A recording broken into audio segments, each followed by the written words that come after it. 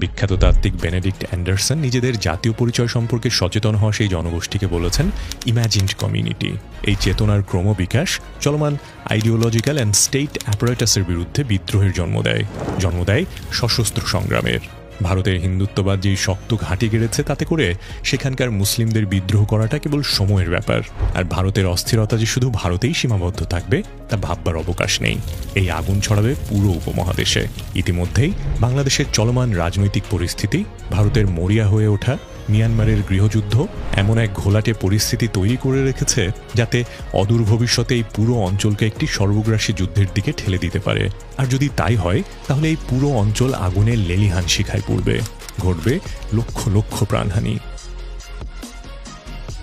ইসলামী স্কলারদের উপমহাদেশে একটি সর্বাত্মক মহাযুদ্ধের ভবিষ্যৎবাণী সম্পর্কে প্রায় বলতে শোনা যায়।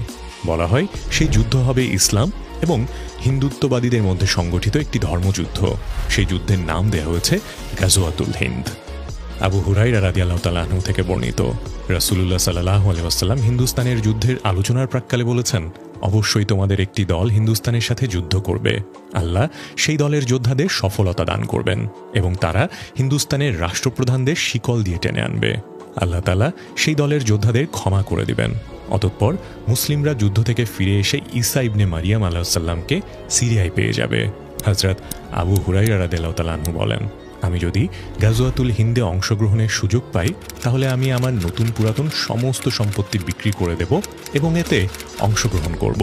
এরপর আল্লাহ তাআলা যখন আমাদের বিজয় দান করবেন এবং আমরা যুদ্ধ থেকে ফিরে আসব, তখন আমি হব জাহান্নামের আগুন হতে মুক্তিপ্রাপ্ত আবু হুরায়রা, যে সিরিয়ায় গিয়ে ঈসা ইবনে মারিয়াম আলাইহিস সালামের সাথে মিলিত হবে। হে আল্লাহর রাসূল, আমার খুব আকাঙ্ক্ষা যে আমি ঈসা আলাইহিস সালামের নিকটবর্তী হয়ে তাকে বলবো যে আমি আপনার সংস্রবপ্রাপ্ত একজন সাহাবী।